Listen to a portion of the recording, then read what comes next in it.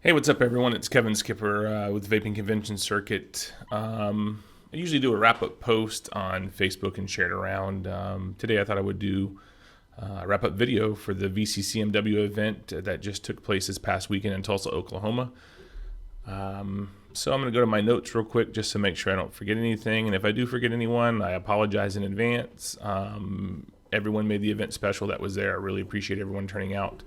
So what I'm going to do is just go down my list here and talk for a few minutes about the event itself and what the outcome of the event was. And, first of all, we had a great event, and I want to thank all the sponsors and the vendors that made it possible, especially the event co-presenter, All About Vapor. They're out of Round Rock, Texas, and if you don't know who they are, check them out at allaboutvapor.com. They are fantastic people. I've been to the last 3 VCC events. Courtney is one of the owners, and just great people. Sean Pettit was there kind of overseeing the event for them. Courtney recently had a baby, so congratulations. Courtney and her husband, Renee. Congratulations to you two. Sean did a fantastic job. Flea, of course, did a great job as usual. James, basically everyone at the AAV team, great people. Definitely recommend you guys check them out. And of course, we had our diamond sponsor, Moon Mountain Vapor. They've been to every VCC event. This was our 6th event in the last year and a half. And Moon Mountain is just a great company out of the Tampa Bay area of Florida.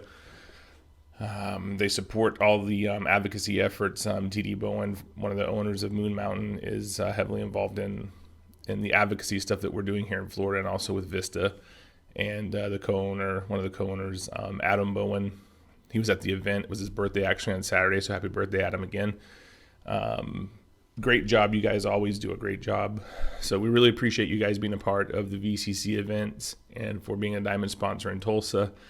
Then we have the platinum sponsors. They were Innovape, Azure Vaping, Cloud Chasers Inc., ELS Wholesale, Cali Vapors, Vape Dojo, White Label Juice Co., and Heartland Vapes. We really appreciate you guys coming out. All of you had great booths. And we just, appreciate your commitment to the VCC events as well and what we're trying to do with VCC. We had gold sponsors, Good Life Vapor, ECMO Vapor Tech, Mod Fuel, The Common Reserve, Diamond Vapor, Southern Tradition, and the Vapor Hut. Again, we appreciate you guys coming and setting up. All of you guys had fantastic booths as well.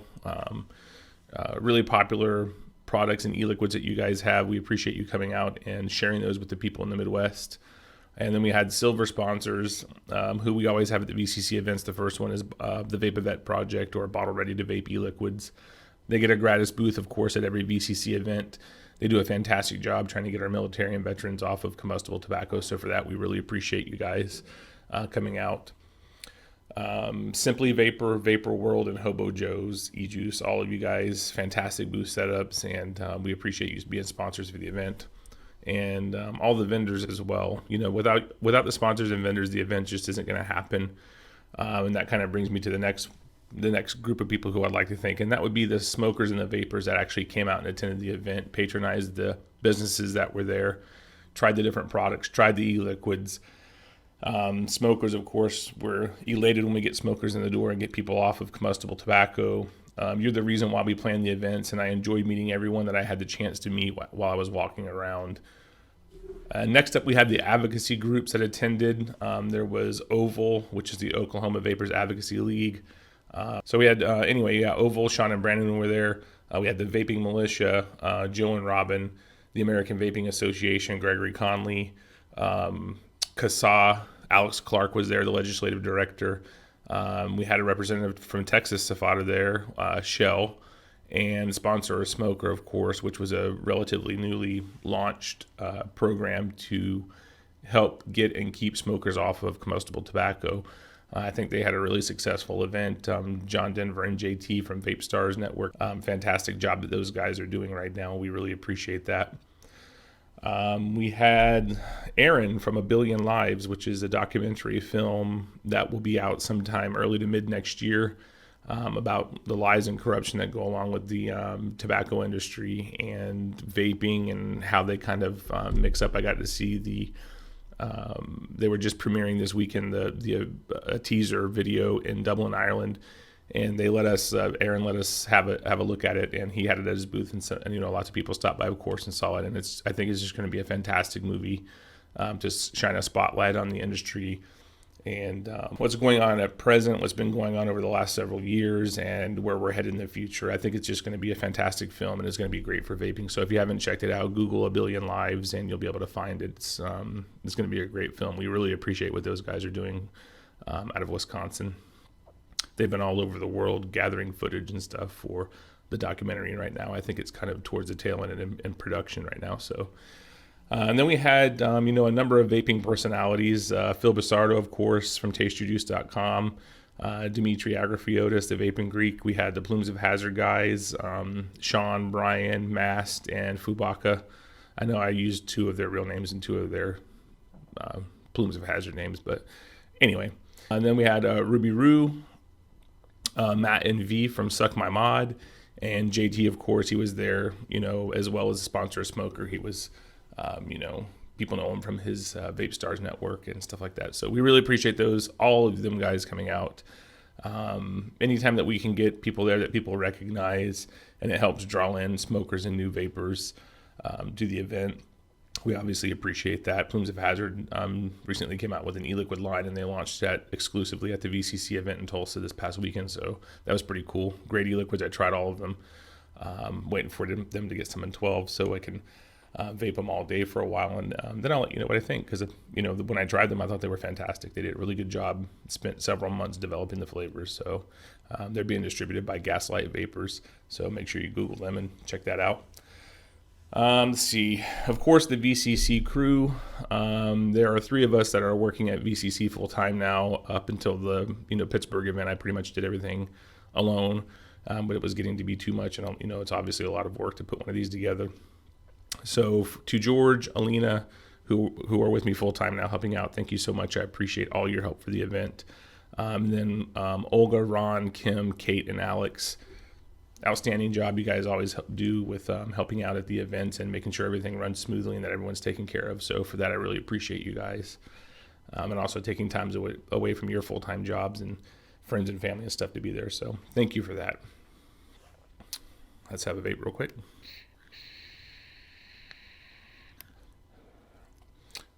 This is the custom vaping convention circuit. I don't know if you can see it. Let me go back to the camera. Vaping convention circuit. Swoop mod. And that's from All About Vapor, the event co-presenter. They had some of these done up for the event. Only 2, I think, in black and 2 in white, which is pretty cool. I got one of the black ones, of course, with the VCC logo on it. Looks awesome. Vape's great. I really like it, so I appreciate that. And I didn't really have a chance to get a whole lot of e-liquid from the event, but what I have in here right now, and just to try it out, because they're one of the few companies that actually had some 12 milligram e-liquid there, which is what I vape. I'm not a complicated vapor. It's an aero tank and tight draw. I just use it to stuff cigarettes, obviously, so I'm not doing anything special with vaping. For me, it's just a way of tobacco harm reduction. So anyway, they actually happen to have some in 12. It's this Mod Fuel. I don't know, let's rotate it there. Can you see it? Yeah, I guess it won't focus. Anyway, Mod Fuel. Looks like Thorad. Not really sure what that stands for, but the e-liquid is really tasty. So thanks, Mod Fuel. Appreciate that. Let's see. Advocacy Fundraising. This almost matched, this event almost matched, or came close to matching. Our most popular event for VCC, by the way, is always the Tampa event. We've been there for 2 years in a row in Tampa, Florida. It's our home base, and it's where we live and work out of. And we're going to be, I'll talk more about it, but we're going to be back in Tampa again in a few months. But I'll talk more about that later.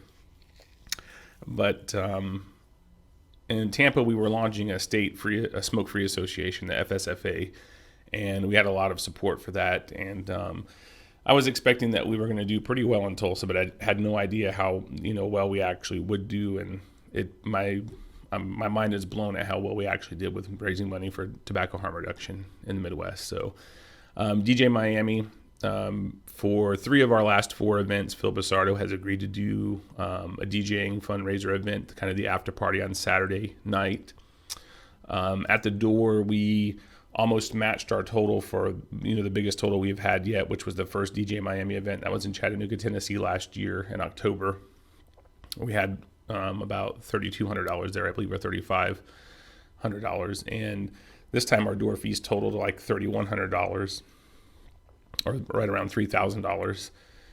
That was just from contributions from people who wanted to come in and attend the event. It was $25 a person at the door. And then Phil had the bright idea to say he would kick in $100 if Dimitri would get up and twerk. So Dimitri, being the gracious man that he is, said that he would agree to it, but only if we were able to get $2,000 contributed to tobacco harm reduction. And I was actually shocked that within probably less than 5 minutes, we had people were coming up and like giving us money, and we were putting it on the DJ booth, and we had a couple of local vape shops there in Tulsa that pitched in to get us over to the $2,000 mark, which was astonishing. So we were at around $5,000, right at $5,000 for just the DJ Miami event. The next morning we got to the actual event hall itself, and just before the doors opened to the general public at noon, I was approached by White Label, and they said that they could not attend the event the previous night, and they were really sad that they missed it, especially with all the fun it sounded like everyone was having or had at the event and how much money we raised. So they wanted to offer to match the $5,000, and I was just shocked. At that point, I couldn't believe we'd actually gotten up to $10,000 at the same exact time. A couple of booths away, without the knowledge of what they were doing, VaporWorld.biz was talking to Phil Basardo, and they had a similar situation where they couldn't attend as well, and they wanted to match the $5,000 donation. So within a matter of a few minutes, we were up to $15,000. And as we were doing the announcements on the stage, thanking everybody for their contributions, Kurt from Cloud Chasers Inc. came up, and he said, he wanted to be really discreet about it. He didn't care if it was announced or anything like that. But I told him, no, he should be recognized for it. He wanted to match the $10,000 that were contributed by the previous 2 companies. Anyway, $25,000 was our total just from the DJ Miami event. It's absolutely incredible. Blew away my expectations completely. We were able to divide that money up equally between Oval, CASA, the Vaping Militia, and the American Vaping Association. So not only did they, recoup their expenses for attending the event, but they now have some additional funds to go on and continue advocating for what this is all about, and that's tobacco harm reduction. So to those companies, to everyone that attended the DJ Miami event, to Phil, Dimitri, we truly appreciate what you guys do. And from the bottom of my heart, thank you guys for doing this. And, hopefully we can talk Phil into coming back for the next couple of events. Hint, hint. So we also had some fundraising in the form of raffles. We had All About Vapor. They did a raffle for one of these mods, and I suggested that any of the raffles go to Oval. Why? Because we're in a state and we're having the event there, and they obviously need the money to continue to hopefully to support their lobbyists. So anyway, All About Vapor was able to raise almost $200 from a raffle and of one of the swoop mods. Vape Dojo, they did a raffle for a really nice mod, and they raised almost $500. I think it was $480 that they were able to give over to Oval. And then, of course, the Vape Vet Project, they did a raffle strictly from donations from vendors at the event. And if you guys, if somewhere I'll have to see if I can find a picture of the table was almost full, estimated $7,000 worth of value, and they were able to raise several hundred dollars for the Vape Vet Project, strictly off of donations from vendors who were at the event. So I'm very appreciative for everyone there. I realize sometimes in this community you can kind of scratch your head and wonder what some of these people are doing out there.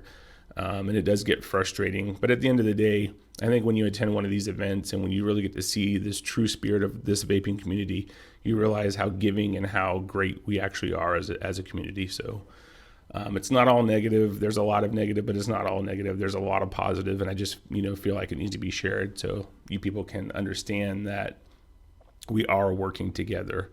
There is unity. There is a lot of charity, and it's a really cool thing to see and be a part of. So really appreciate everyone who pitched into the Vape a Vet Project raffle that they did. On Thursday, before vendor setup, which was on Friday, we did an advocacy session at the hotel where most everyone was staying. And,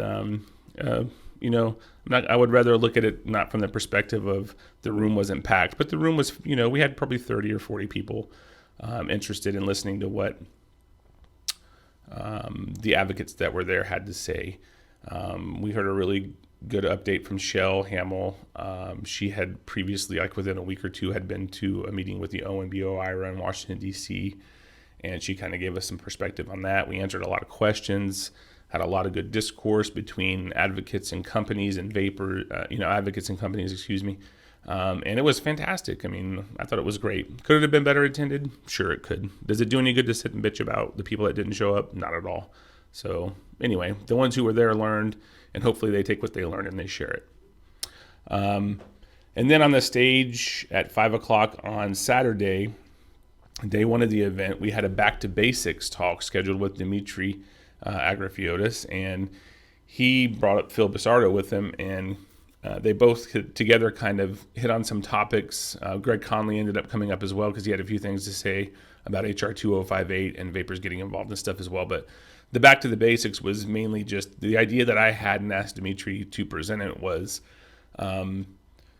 we get so lost in part of the advancement of the community that sometimes we forget why we're doing what we're doing with vaping, and why we're doing what we're doing is tobacco harm reduction, period. That's all that's all any of this ever is about, tobacco harm reduction.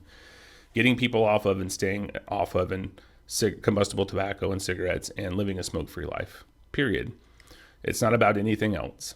I'm not going to go down and list a list of things that it's not about, because that's it. That's what it boils down to. So they did a really good discussion. We did a Q&A, answered a lot of great questions. Phil and Dimitri did a fantastic job of laying things out. Pretty much, I just summarized it in a few words, but they did a really good job. And if I find some footage from that, I will post it at the end of this video.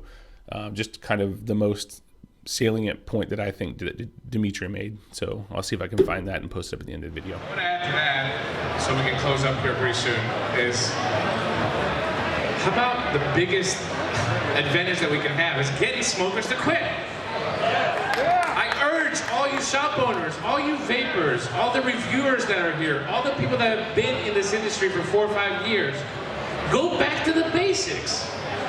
We can win this if we stop recycling customers and catering to the existing vapors and drawing more smokers inside to increase our user database in the United States to the point where nobody, and I mean nobody, not even the president himself, will be able to do anything about this product. So that's what we need to go back to the basics. I think that's the solution. Let's see, we also did an advocacy talk on the stage, and we had up there, just kind of introduced and told what we did and answered some questions from all of the people that I mentioned that were there from the advocacy organizations. We did a battery and mod safety for beginners. Our regularly scheduled person who usually does the battery safety and rebuilding class is Nick from Daily Vape TV. He could not make it out to this event, so kind of last minute, I asked the guys from the Plumes of Hazard if they would be able to fill in and provide some information for beginners about battery safety and mod safety and stuff like that. They did a fantastic job, of course, on the fly. They're all very knowledgeable about the subject, answered a ton of questions from people that worked at vape shops. They had questions about how do they answer questions for their customers when they come in. Especially Mass. Thank you, man. You did a great job explaining the details of battery safety and the technical aspects of it. Everyone else, all the Plumes guys did a fantastic job. Everyone had valid points to bring to the table, and we had great questions from vapors and industry alike, so that was fantastic. The Hyatt Regency downtown Tulsa. You always wonder as an event organizer how it's going to go at the hotel. And I think, I try to do as much pre-educating as I can with the hotel if they've never had a vape event there before. And I think the Hyatt Regency did a fantastic job. It was a really nice hotel. All the staff were exceptional. The Daily Grill that they had there was the restaurant that was fantastic, very accommodating, fantastic food. Anyway, overall, it was just a really good experience with the Hyatt Regency downtown Tulsa. So if anyone's ever in Tulsa, I recommend stopping by, staying there. Very reasonable rates for the rooms and just a great hotel. So thank you guys from the Hyatt, from VCC. We appreciate it. So one of the things we try to do at VCC events is keep the noise level to a reasonable amount so that vendors can talk to their customers without going hoarse and losing their voice by the end of the day.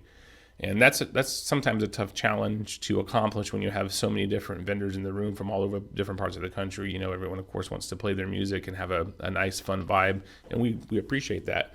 But this is the first event where we've not allowed any of the booths to have their own DJs in the booth. People were playing music in their booth, and you could hear it from surrounding booths, but it wasn't obnoxious or annoying. We had at the Tampa event this year, Jake from Moon Mountain was their DJ. They were the co-presenter. They did the DJ for the event. And